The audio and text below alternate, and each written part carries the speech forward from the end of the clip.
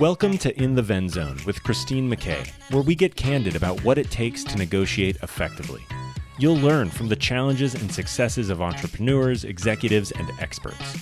We help you change the nature of your negotiations and get more from every deal you do.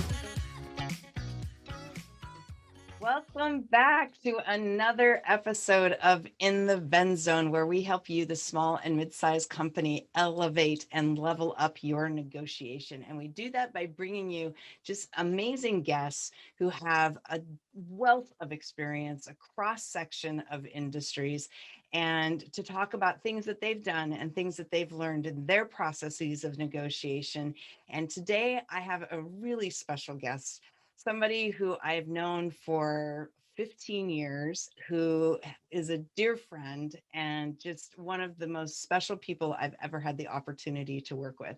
And I have always considered her to be kind of a genius at business. She just has this natural inclination toward taking something from something that's small to something that's just significant. And she's really good at it. And she has this kind of Midas touch in the things that she does.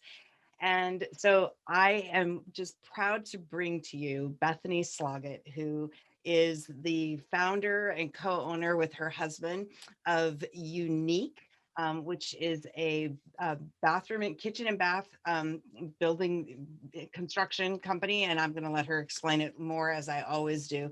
But I met Bethany. We worked together at a company called Knightsbridge in Toronto, and it was a human resources firm. And that's where Bethany and I met. We were selling together and part of a division that they were starting, and that's how I met her. And she used to be in the horse business, which she took from nothing to $6 million in like no time. And she's just like this incredibly amazing person, and also the mom of 3 amazing boys.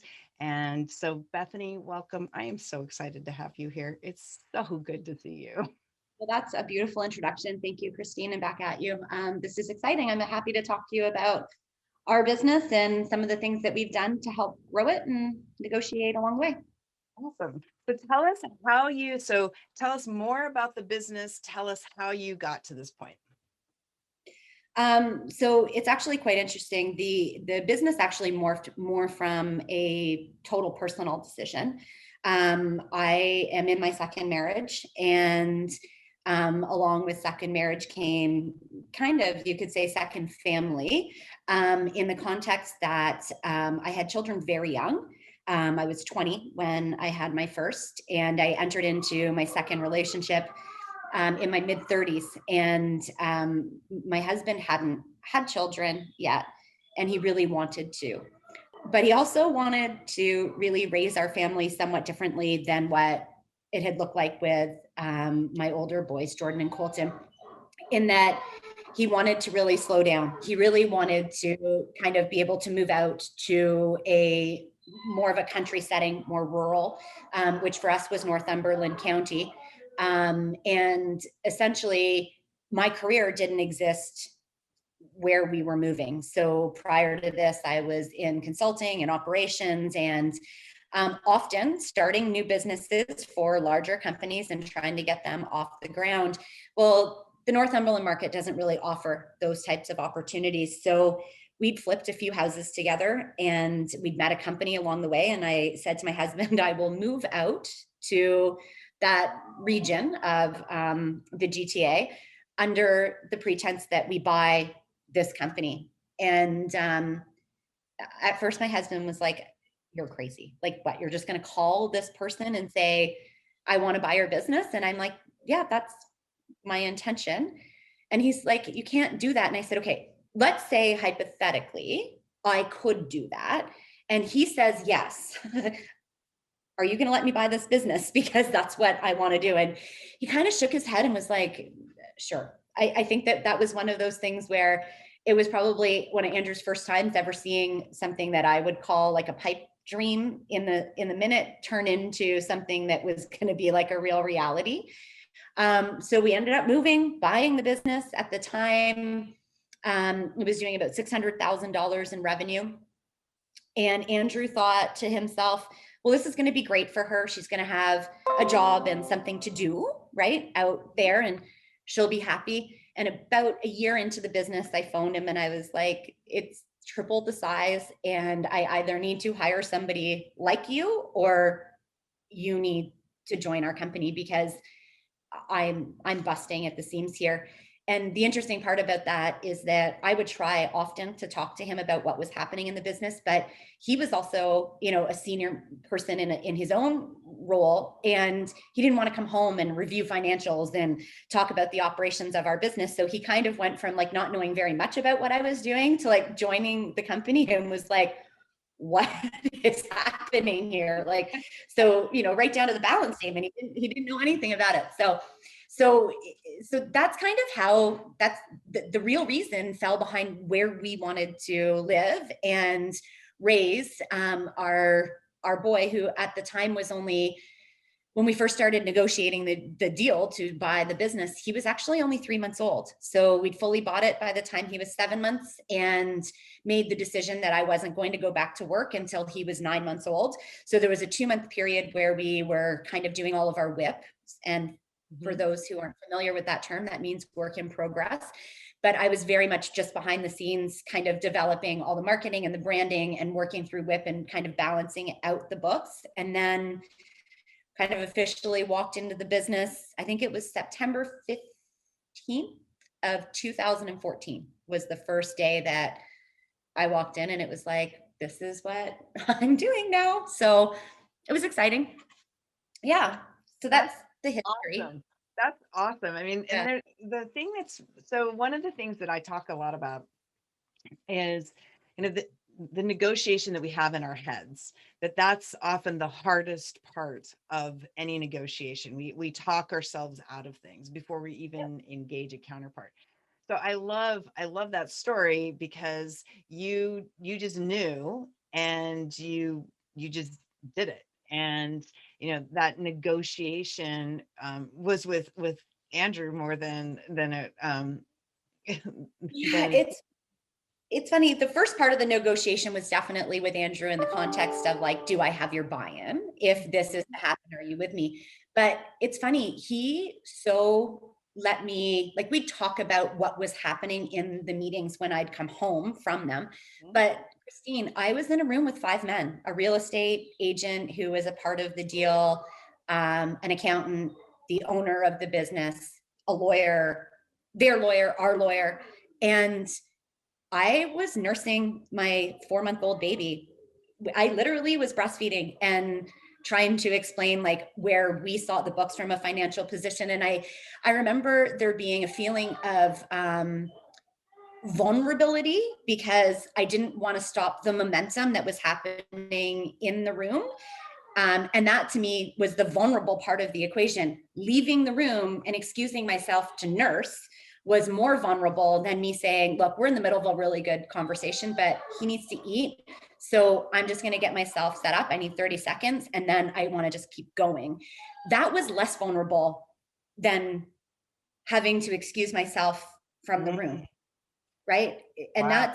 that's a weird feeling, right? Because if you were in a room full of women, it would even be somewhat intimidating, right? Yeah. But yeah, and I remember when I was telling Andrew about it, he's like, so you just like literally, I'm like, I planned my outfit. Like I made sure that I wore the right bra, the right shirt, so that it didn't make anybody else feel uncomfortable. Nobody, like there was never a boob out moment, so to speak. But everybody was well aware that underneath, my shawl, I was nursing. So, but if the momentum had stopped there and I'd excused myself at that point in the conversation, I know that the outcome of the cost that we ended up to acquire the business for would have been jeopardized, because it would have gave them an opportunity to have conversations that I wasn't privy to. Oh gosh, this is so good. This is awesome. Because this is actually something that, so one, I mean, the fact that you were nursing at the time and just stood in your own power and gave yourself permission to just be who you were at that moment in that negotiation with those guys. And this is one of the reasons why I love you, because you do this consistently. It's something that's part of your nature that I've seen over and over and over again. So I am completely not surprised that you did that. But very very few women would do that. And whether they were talking with, 5 other women or talking with 5 guys. And kind of what do you think is what do you think allowed you to make that decision, to just like say, this is going to be, and to just kind of do it, and not sit and question that? What do you think drove that for you? Well, I think that number one, I think that it's a question of what is your true vulnerability, right? Mm-hmm. So look, when I was with Knightsbridge, I was one of the only people who would have been considered, somewhat a part of the management team that, didn't have even a Bachelor of Arts, let alone, a Harvard MBA or a PhD. So I think that I spent the early part of my time there kind of asking for permission to have a voice because of, the fact that Mm-hmm. I wasn't the most educated person in the room. And I won't tell you who, because that's a personal thing. And obviously these are all people that we're all familiar with. But this person pulled me aside and basically said to me, look, don't discount yourself. You may not have the education that other people in this room have, but that's also because your brain works entirely differently than a lot of people in this room, the way that their brain works. And I never want to see you send me an email outside of a meeting that could have had a massive amount of impact instead of saying it in the room. And I think that that's the permission factor, right? So you choose what your vulnerability is. If I had continued to choose that my vulnerability was that, I didn't, have a BA or an MBA, to let that lead me through my time with Knightsbridge, I probably would have ended up being a pretty good back end engine. And I would have been able to continue to, be in that operations role, developing processes and, helping fix things from behind. But finding your voice is what really allows you to progress. So my vulnerability at that time shifted, not from I shouldn't be speaking, but rather other people don't have the right to present my ideas anymore. Mm-hmm. And I'm not going to send the email out to a very senior person, which makes me look like a non-contributor in the meeting, right? I changed my focus, I think, at that time. And that's kind of where I would pin it to. I don't know if I would say that moment might have been a change. And in terms of the vulnerability at that time, yes, I'm breastfeeding. And yes, that is the nature of where I am right now. But we have momentum in this room. And if I leave, I am more vulnerable than if I stay and do what makes me uncomfortable. Yep. It's not comforting to do that. It takes, for lack of a better term, it takes balls, right? Yep. But am I going to leave my balls in the room, or am I going to take them with me and pack my bag? And I think that that's kind of the difference between staying, owning what you have in the circumstances that you're in, be it I don't have an MBA or I'm breastfeeding a child. If I don't contribute right now, all will be lost. Mm-hmm. And the personal side of that, I was negotiating in that room at that time, not as a corporate consultant, right, who's working with somebody else's money. I was representing my family and our family's money, and a 20 to 30% variable on what we pay now versus what we pay in royalties versus made a difference between us going into this business incredibly financially stable versus putting ourselves in a position where we might need leverage. And our goal was to not have to borrow to do the things that we wanted to do. And ultimately that was my responsibility. And I think that at that moment, had I walked out, we might have had a different outcome. So I guess explaining it, choose your vulnerability, right? Yeah. And at that exact moment. I love that, because my philosophy in negotiation is that negotiation is a conversation about a relationship, and you cannot win a relationship. And when you think about relationships, vulnerability is critical to it. And but knowing when to be vulnerable, and when to and to what degree to be vulnerable, and how that vulnerability will impact you is also important, because not everyone has the greatest intentions on the other side of the table. I mean, it's like I talk to people, and they're like, then there's a lot of research around this. It talks about how when people go into a negotiation, there's an automatic assumption for the majority of people that the other side is going to be deceptive, that they're going to lie to us, that they're going to try, that they're trying to take advantage of us.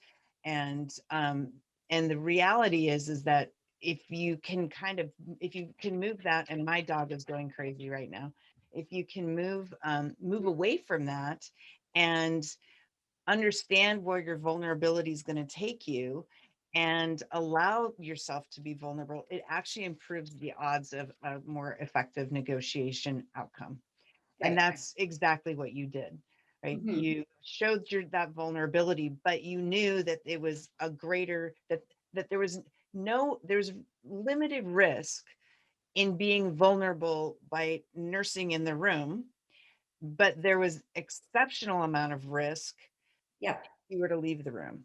And the other part of that that's really important and that we talk a lot about on the show is getting clarity. You were very clear in what it was you wanted, what you were willing to pay to get it, and knowing that and knowing what those objectives were also contributed, I think, to your ability to be vulnerable. Because at the end, it turned that. And what I hear you say is, it wasn't actually, while it may appear on the surface to have been vulnerable to nurse in front of 5 guys, right? At the end, that wasn't the most vulnerable place to be. And so you were able to actually turn that in something that others would think that was vulnerable and turn it into a power play. Essentially, it was a powerful move to show your seriousness and dedication, and to create leverage for yourself in that negotiation. Yeah, it was, I mean, and you know what, and that's the thing, I think that one thing that we often forget is that we really do have the power to choose, right? So you're faced with a choice, and I think that, and I don't want to generalize it that it's just women. I think that it can be men, it's men as well, right? Sometimes the thing that seems the hardest is actually the simplest thing to do. It's just getting over the what are people going to think if, right? People aren't going to think anything if I leave the room and go and nurse. They're going to be like, oh, thank God, because that could have been uncomfortable for us, right? That's probably more what's going to go through their head if I leave, right? And if I stay, do I care what they think? And the truth is, I do care. And that just happened to be a time that I made the right decision. And I think that you're right. I think that they saw my dedication to the business. I think that they saw more of my dedication to the outcome of the negotiation versus seeing me, unfortunately. Go bring Bo in. You want me to go get him? So for those listening and not watching, Bo is a massive 150-pound Great Dane. And it was like he was being tortured on the outside there. So that was, I love that. That was a great, I hope that everyone who's listening really takes that story and that experience and applies it and thinks about what are the things that you're doing in your business and in your negotiation where you're actually you're making an assumption that something that is vulnerable is a weakness versus taking that and turning it into and leveraging it as a strength and using it to create more leverage in your negotiation. And I just think about that for a minute in your, as you're listening, about what is something that what is something that you can do in your negotiation to turn a vulnerability into a strength, because I think that's And really important. and quite frankly, sometimes like when we wear our heart a little bit more on our sleeves, and I think it takes negotiation and conversation and communication and partnership to a new level in the terms of like, we start to layer on a little bit of empathy as well, right? In the context that we are still all human, right? We all have our, personal lives, family lives, our health, and getting to know somebody through a negotiation in a more empathetic and at a somewhat personal level, especially with small business, right? In small communities, these people are never going to one day not be there, right? So the person who we bought our business from has been a client of ours, and we still have a very strong relationship. I could pick up the phone with him right now and say, "Hey, Tom, how you doing?" And we could easily speak for half an hour. And I think that that's the difference between win-loss versus kind of your overall approach, right? Partnership, compassion, empathy, and being you and showing people your vulnerabilities often leads to an outcome where they don't just want the best thing for themselves, they genuinely also want the best thing for you and your family, right? We have this impression of what negotiations look like, and sometimes they're downright like not kind and not very thoughtful of how the other person or company is going to come out of this, right? Yeah, I mean, I talk when I Kind of do like that. It's a kind of like that venture capital approach, right? We see it right. on all kinds of like TV shows, and it's. I think that too much exposure to that type of television and that type of journalism creates a different impression on what really should be happening during a good negotiation. Yeah, and I agree with that. I get really frustrated with, I get very frustrated with the kind of traditional view. Like, somebody I got to interview Jillian Michaels for my podcast, and then I was on her show, which was just an honor. She's an amazing woman, um, and she actually said, she's like, business is war. And then a couple weeks later, somebody else told me business is war. And I'm like, that is the biggest crock of baloney. It's this total bullshit. And it's like, business is not war. War is war. War is war. And, we have huge infrastructure that causes us to try to avoid war. I mean, we are constantly trying to avoid going to war. Do not treat your business that way. And if you encounter people who do, walk the hell away from them. Just Right. take your ball and go home. Because there are just so many nice people in the world to do business with. You do not need to do business with a bunch of bullies. And I get asked a lot, it's like, what do you do when the stakes are really high and, this person's being an ass? And I'm like, and in the negotiation, I'm like, if the person's being an asshole in the negotiation, they're going to be a bigger one when the deal's done. They're going to be a bigger pain in the neck and more horrible than they are in the negotiation. So it's like, figure out, and this comes back to clarity, being clear on, like, I tell people, it's not, they're in marketing, right? People talk about, who's your avatar? I'm like, talk about, I mean, if you're defining an avatar of who you're trying to sell to, what's their personality like? How do they treat your people? How do they treat you? How do they treat their people? How do they treat their other customers? I mean, these things matter, because if you start doing business with people who become time sinks for you because they're jerks and they treat your people bad, that increases your cost. You're going to lose people. You're going to lose employees to that. So if that becomes your customer base. And you're totally hitting the nail on the head in terms of what I would argue is YouNique's overall approach to clients. One of the first things that I ask a client outside of like our interest in, what type of a project are you doing? One of the first questions I ask is, what are the three things that you are looking for in a partner? And if expertise and overall relationship and the trust factor aren't included in the top three, I can pretty much say I don't think that we're the right company for you. So, if somebody says I'm basing this based on price, it's like, you know what? That is absolutely fine, but we need to have a really deep conversation about your overall expectations. And I've heard people say, well, I haven't been asked this by any other contractors. And I'm like, so basically you haven't outlaid any of your expectations, but you've received a price. So that price is probably going to be low. It's probably going to be a ridiculous per square foot number.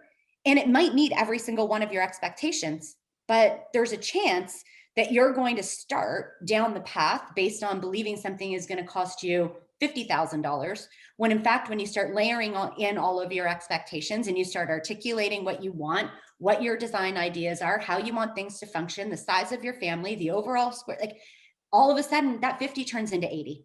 And if you want to work with us to help kind of create the song sheet, we're happy to consult with you to make sure that you are putting out a proper scope of work, fully articulating all of your expectations, and you can pay us for that body of work. And then you can go out and you can take it to RFP.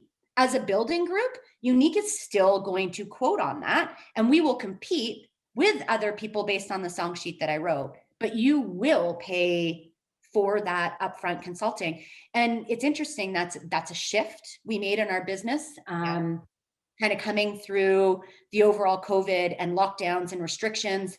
And I'm like, we can bring back our entire team of designers to sit here on a quoting wheel, and we can continue to do business the way that we used to, which is like quoting, or we're going to up our game and we're going to take the portfolio of 700 projects that we have done in the last 7 years, which is a very decent portfolio. Like that is a lot of projects. Yeah, and they're beautiful. I was checking out your guys' Instagram, and we do beautiful work. I do believe, I will say we do beautiful work. And I think that the other thing that's really important about that work and that portfolio that you're seeing is that inside of that entire body of work, in the history of our company, we have processed 2 change orders. There's been 2 times in the history of our company that something has changed in the project that has impacted it enough that it needs to go to a change order process. That's it. Because we start out with full transparency. I worked with a client the other night. I've been involved with them for the last 5 months. We just signed off on a pretty significant renovation. It's over $250,000. It's significant in the fact that the house is 140 years old with multiple additions. Like there's going to be some things, but right down to paint colors are already chosen. All of the things that you usually are having to negotiate throughout the process with your contractor are set aside.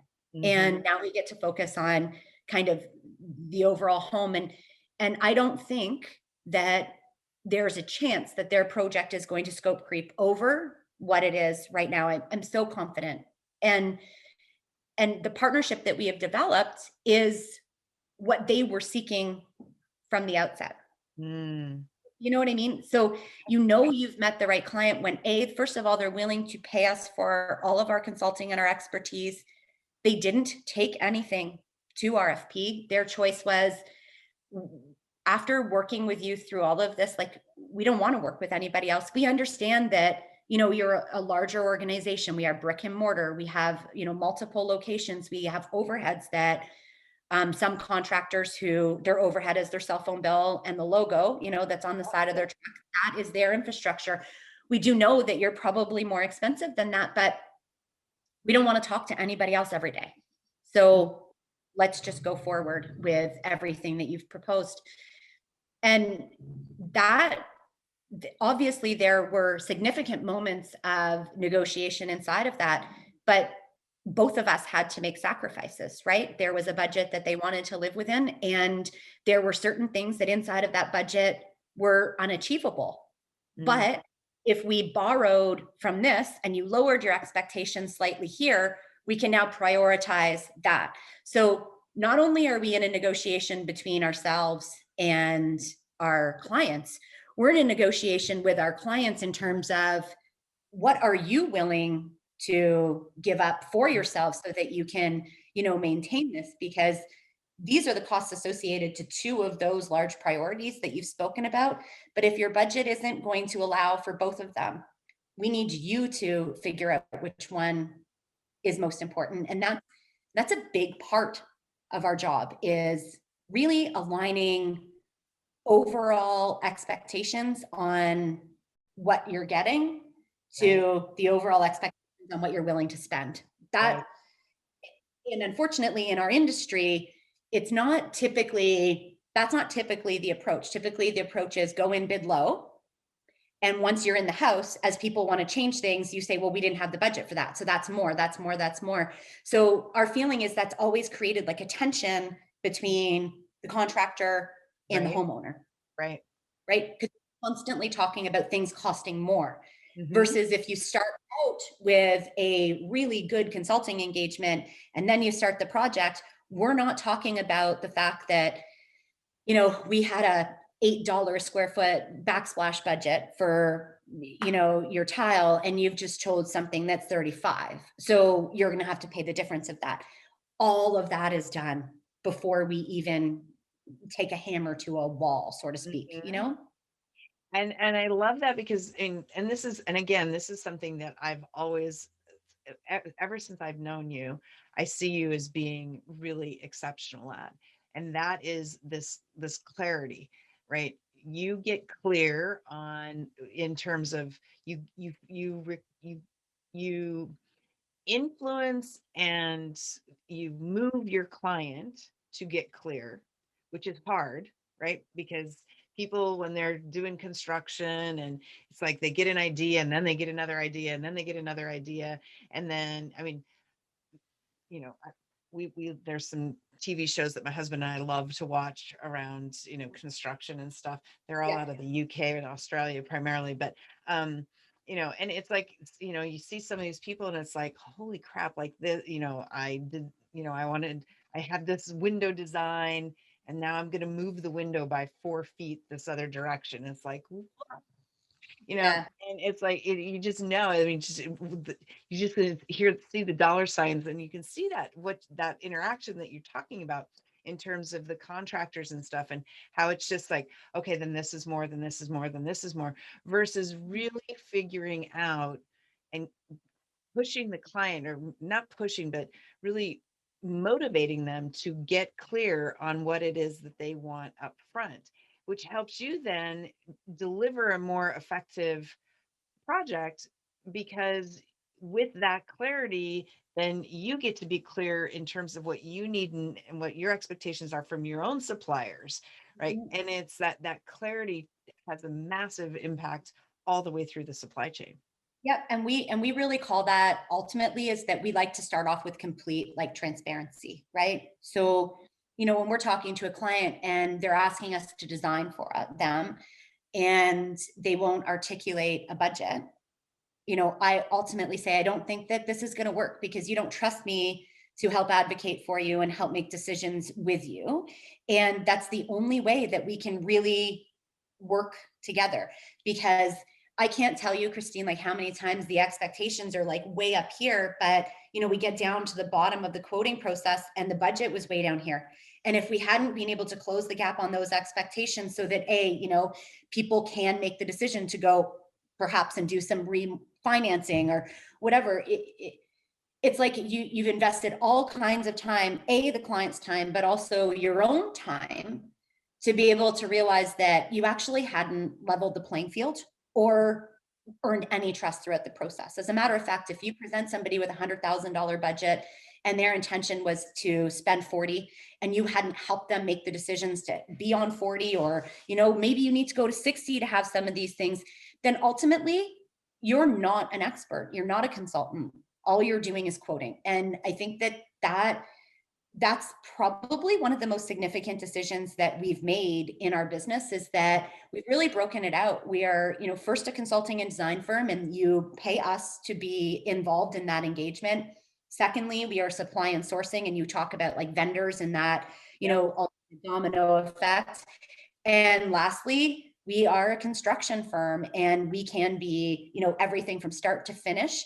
We're in the process of changing our branding to be able to align more to what we're doing. So over the next year, we will be converting entirely to YouNique Building Group, so that, we can really house all three of those aspects. But like any other business, right, we bought a cabinet company. We bought a company that put cabinets in houses, all new construction, all new build. And the evolution of the business has brought us to where we are today. And as you can imagine, right now is kind of a strange time to be investing. Bo, that's enough. Right now is a very strange time to be investing in an overall marketing strategy, because at this point in time, our brick and mortar organization is giving us absolutely no value. We're not even allowed to open, our stores. So it's a strange time, because we don't know at the outside of, this secondary lockdown and really what is to come for the rest of 2021. And arguably, like, are we going to be still kind of in this dance in 2022? So we're negotiating almost with like ourselves in terms of when is the right time to go through rebranding, and how do we take the temperature of a market that we don't even understand right now, because nothing is normal. Does that even make sense? I think what 2020 and 2021 will continue to teach us is there is no such thing as certainty anywhere in anything at all. And the most that we can hope for is clarity. That's and we were talking before we started recording about kind of the roller coaster, the ebb and the flow, and kind of this anticipation that model, fluidity, which is, because you like to get very clear, that fluidity piece was an uncomfortable growth moment for you, kind of having to kind of go through that, as much as, because you like to have things more structured and planned out. I like to be structured. I mean, I've always felt that I think, and you can help me validate this, you know me from a business perspective as well as anybody else, but I've always think that I've been comfortable with a U-turn, right? Okay, guys, we've been going in this direction. It's not working. We got to turn this ship. We got to be ready for this ship to take the time that it's going to turn. It's not going to be 60 days, 90 days. It's going to take us probably 9 months to really make this shift. I think that I've always been good at that. I don't think that we were ready for, and I say myself and my husband, because I think that we both have a little bit of, we have the same mentality in this way. I explained it to him as like when we were reading about like some of the scandals, right? Like the Enron scandals and everything else, when you got into those pages in that book, when they're like, start shredding, right? And they're like, and it's like, you're like, oh my God, I can't believe this is happening. Like it's at that point, right? Where the FBI is coming in, and I'm like, the week of like the state of emergency in Ontario and Canada, the amounts of decisions that we made in a 6-hour chunk, like morning of the state of emergency, we have like bins going on driveways. We're starting demolitions. By 2:00, those bins were up, back on. Clients are saying we can't do this. Our team is saying we can't do this. So, you're going to launch several projects. And then by the end of the day, we laid off 16 people. Like the shift that happened in that day is something that like I've never experienced before. And if somebody said there will be a day that you will run your business and in a matter of 10 hours, you will go from being able to count the revenue that's coming in to laying off employees and almost closing the book, I would have said that will never happen, because that is a poorly run business. Businesses should never run that way. Mm-hmm. And I think that when we were talking about before, right, we're handling this shutdown far better than what we handled the first, because we've experienced it once. And then we kind of talk about like that cyclical movement of like, we're opened up, we're in stage 1, we're now going back into a shut. Like, we've done this now so many times in Ontario that we now feel comfortable with that decision making. But I can't imagine a day. I can imagine it a year ago, because it's been a year, hell, but the year before that, that you would say that there will be a point in time where you're making business decisions day by day, week by week, and in, even monthly increments. Yeah. No. The ability to do long-term planning is definitely, it's changed. The horizon for long-term planning is much shorter. 90 days. It's like 90 days. And that's if nothing happens that you have no control over. Like, right. And so you build in flexibility to be able to manage it. So yeah. And I wouldn't even call this like fluid anymore. This is literally, like, I don't know yoga very well, but I feel like this is the hardest yoga pose you've ever been in. And it's not flexibility. You need to be like strong, flexible, agile. Like, it's so much, the word is so much bigger than fluid. Yeah. You know what I mean? No, I agree with you. I agree. It's like, and I think that, one of the things that I think comes out of it is kind of, how do you create a network of partners that help you, withstand the storm, so to speak. One of the women in my network, her name is Angel Tessie, and she was sharing a story. She does media, and she was sharing a story about redwoods, right? So redwoods grow super, super tall, but the root system is actually really shallow, and it's interconnected. And it's like, as part, what does that, how do you build those partnerships to create that interconnectivity in order to be stronger as a whole, which I think is really important. And it's something, that when you are clear on what it is you're trying to do and what your ultimate objective is, it makes it easier to be able to identify who those partners are. And hi, Bo. But so yeah, I think so. Yeah, I think that's really important. And I think we're going to see more of that, and I don't see that going away for a long time. So No.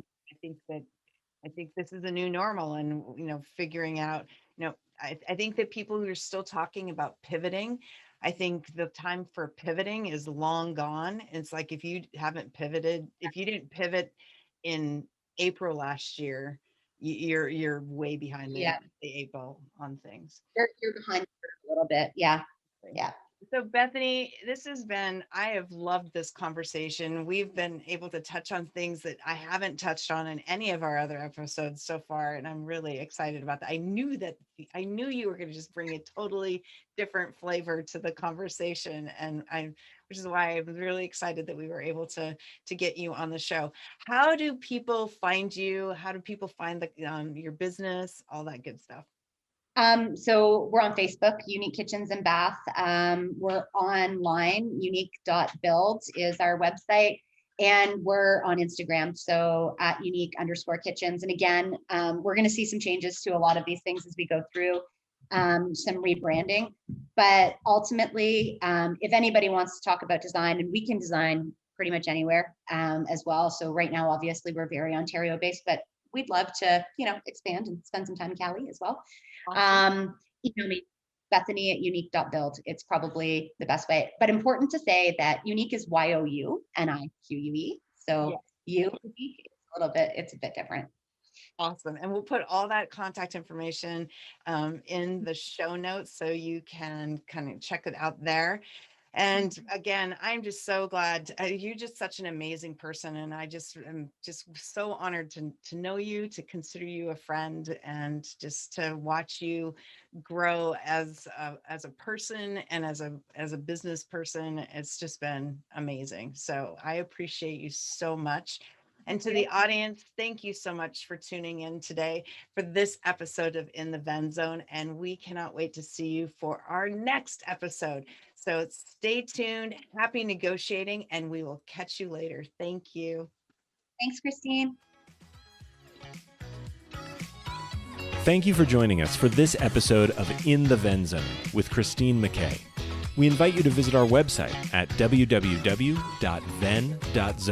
to access the show notes and other helpful resources. Empower the negotiator in you and successfully level the playing field. Join us again next time here on In the Ven Zone.